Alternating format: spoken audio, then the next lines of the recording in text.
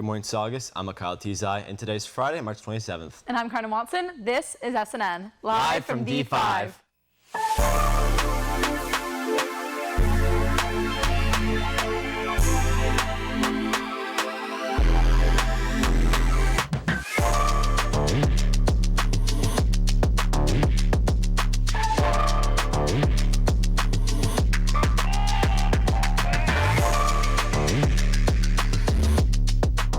To start today's show, let's go to a message from Mrs. Dickerson and ASL signer Brooke Glauser from the Serenity space.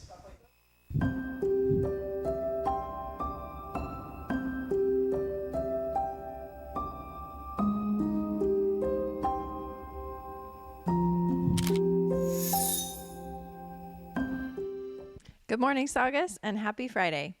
As we wrap up Sleep Awareness Month, keep in mind that sleep isn't just nice to have. It's what helps our body and brain actually function at their best. When you get enough sleep, you think more clearly, handle challenges better, and feel more in control of your emotions. When you don't, even small things can feel overwhelming. Our sleep trivia has been rescheduled to be this coming Tuesday, March 31st. Meet me in the quad to test your sleep knowledge and earn some candy. As we head into next month's wellness focus on stress management, there are two types of stress management you should be aware of. Proactive or prevention strategies help you to prevent instances of extreme stress. This could include getting a good night's rest, planning out a study schedule for finals week, or building in time for self-care. The second type is reactive or response strategies. These are strategies you implement once the feeling of stress has occurred. This could include engaging in deep breathing exercises, talking it out with someone, redirecting your thoughts, or listening to calming music. Both proactive and reactive strategies are important to implement when managing stress levels. Next month, look out for activities promoting stress management. Serenity Space will have activities sharing tips on how to manage stress both proactively and reactively, and our 3-in-1 Club will also be hosting a Mindful Moments Week during the week of April 20th. More details will come later, but there will be food, mental health Q&As, and a Keep Campus Safe event out in the quad. That's all for me today, Saugus. Now let's go back to our anchors.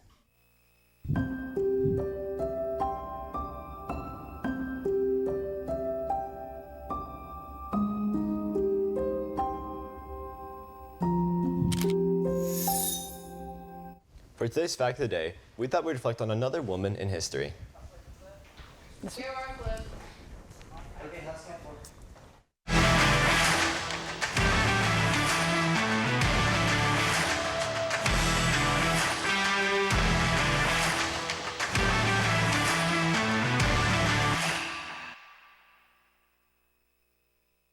Good morning, Saugus. I'm Cardan Watson, reporting for SNN.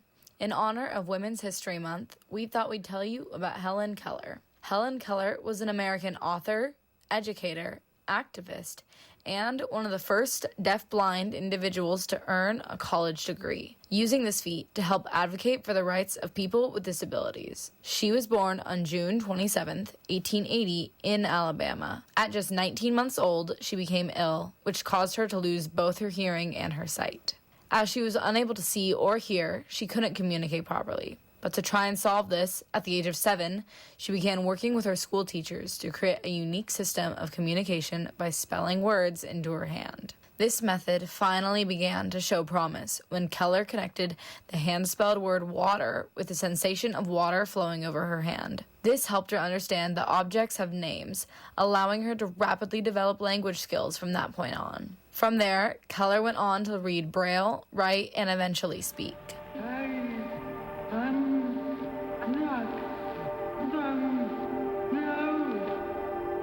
She later attended Radcliffe College, graduating in 1904 and becoming the first deaf-blind person to earn a Bachelor of Arts degree. As an adult, she wrote multiple books, including The Story of My Life, and advocated for people with disabilities, women's rights, and labor rights. Continuing to spread awareness for people with similar disabilities to herself, Keller worked with organizations such as the American Foundation for the Blind and traveled internationally to raise support for programs that aid the disabled. On one of these trips in 1946, she is said to have even flown a plane when she took over the controls for 20 minutes, flying across the Mediterranean. Despite her life-altering disabilities, Keller was able to live a full life, passing away in 1968 at the age of 87. Today, she is remembered and recognized as a resilient woman whose life proves that almost any barrier can be overcome. This has been Cardan Watson reporting for SNN. Now let's go back to our anchors.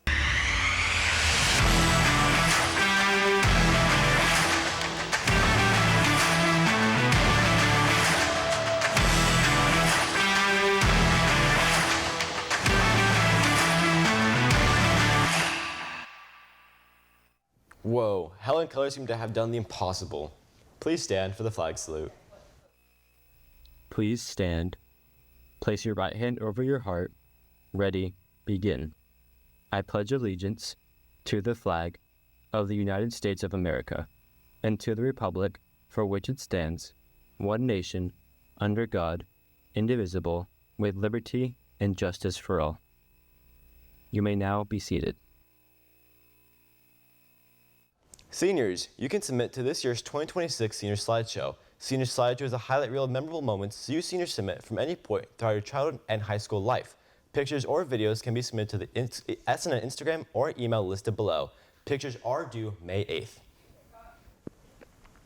All eligible high school seniors whose parent or guardian is a classified employee of the Hart District and a member of the CSEA and who plans to attend a vocational school, a 2-year college, or a 4-year college or university may apply for the CSEA scholarship.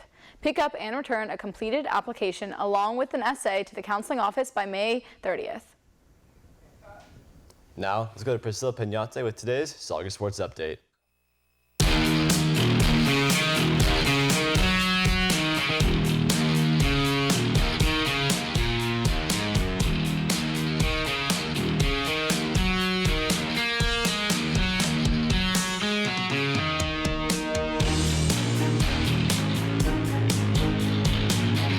Thanks, Mykhail. Good morning, Saugus. I'm Priscilla Peñate with today's Saugus Sports Update.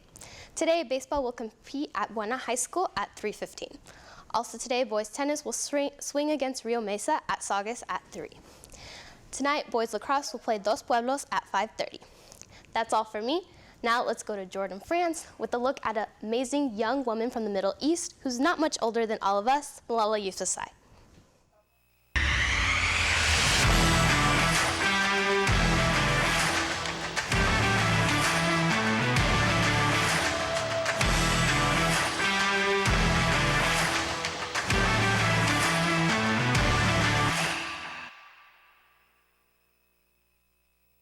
Let us pick up. Let us pick up our books and our pens. They are our most powerful weapons. One child, one teacher, one book, and one pen can change the world. Good morning, Saugus. I'm Jordan Franz. Since March is Women's History Month, today I want to talk about an inspiring activist who's helped change the conversation about girls' education around the world, Malala Yousafzai. Malala was born in the Swat Valley, where she grew up loving school and learning. However, when she was a child, the Taliban took control of the region and began banning girls from attending school. Many schools for girls were closed, and the students were told that education was no longer allowed to them. But Malala believed education was a basic human right. Even as a young girl, she began speaking out publicly about the importance of education for girls. She wrote about her experiences and encouraged others to stand up for their right to learn. At just 15 years old, Malala was attacked because of her activism. The event shocked people around the world. But instead of giving up, Malala continued her mission after recovering. She used her voice to bring attention to the millions of girls around the world who still struggle to access education. Her courage inspired people everywhere, and in 2014, she became the youngest person ever to receive the Nobel Peace Prize for her efforts to promote education and human rights. Today, Malala continues her work through the Malala Fund, an organization dedicated to ensuring that every girl has the opportunity to go to school and pursue her dreams. Malala's story reminds us that one voice can truly make a difference. Education is something many of us might take for granted, but for millions of girls around the world, it is still something they are fighting for.